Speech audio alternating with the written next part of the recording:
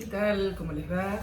Estimados oyentes, seguidores del canal, bienvenidos. En el video de hoy lo que me propongo es compartir con ustedes una conjetura que me vino así, que se me ocurrió a partir de las lecturas.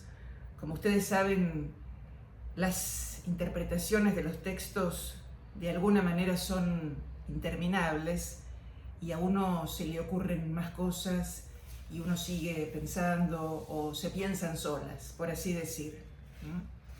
Hace poco me referí al relato El Sur, que está incluido en Ficciones, pueden ver el video, y allí les hablé de algunas cuantas cuestiones en cuanto al carácter fuertemente autobiográfico de este cuento. Ahora, sucede que es cierto, en efecto, en 1938 Borges, el señor Jorge Luis Borges, el ser de carne y hueso, tuvo en efecto un accidente terrible.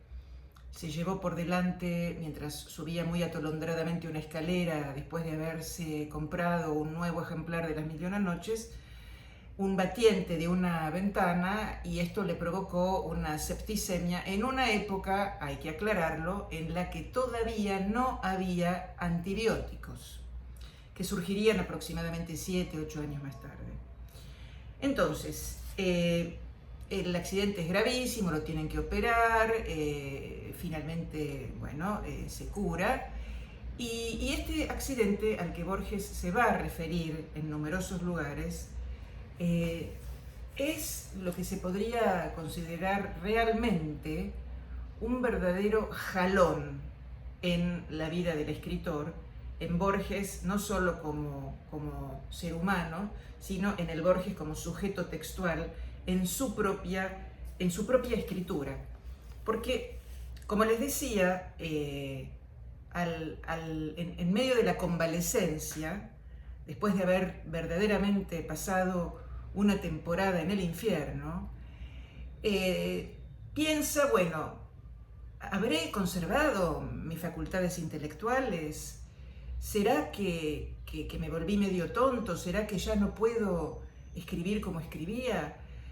Y entonces razona de la siguiente manera, dice: si yo me pongo a escribir un ensayo, que es lo que mayormente había hecho hasta ese momento, pero no totalmente, bueno, y si fracaso, en fin, no va a ser tan terrible. En cambio, va a ser muy terrible, va a ser muy terrible. En cambio, no va a ser tan terrible si, por el contrario, pruebo algo nuevo, algo que no he frecuentado mucho, y añadiría yo, algo a lo que todavía no me autorizo. Entonces, como resultado del accidente, Borges escribe nada más ni nada menos que Pierre Menard, autor del Quijote, que es un cuento-ensayo absolutamente genial, en el que ahora no me voy a detener y al que yo le dediqué, por cierto, un video. Es decir, la anécdota, ¿sí? El acontecimiento del accidente y de la septicemia, lo que hace es, por un lado, generar a un autor que se va a autorizar a sus ficciones, que así las va a denominar. Y luego, 15 años más tarde, ¿sí?, retrospectivamente y resignificando lo que le ocurrió, insisto, esta es una hipótesis, es una conjetura que quise compartir, 15 años más tarde, escribe el relato El Sur, donde tenemos a Dalman Borges, ¿sí?, porque claramente se trata de él, es, creo yo, el cuento con más referencias de carácter autobiográfico que conocemos en su cuentística, ¿sí?, donde, Dalman Borges se encuentra en una situación de mucha minusvalía y de mucho padecimiento, y en la fiebre, el delirio de la fiebre o la alucinación o el sueño, como les decía, es completamente indecidible, no se puede saber, ¿sí?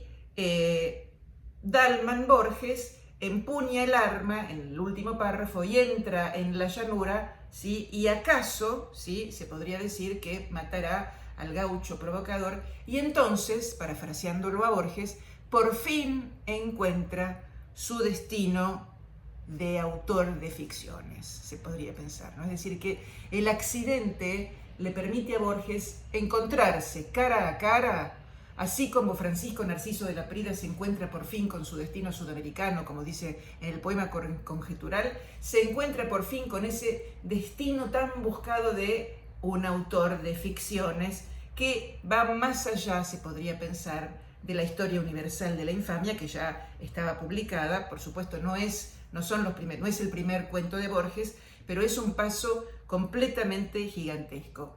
¿Y por qué? Uno podría seguir conjeturando.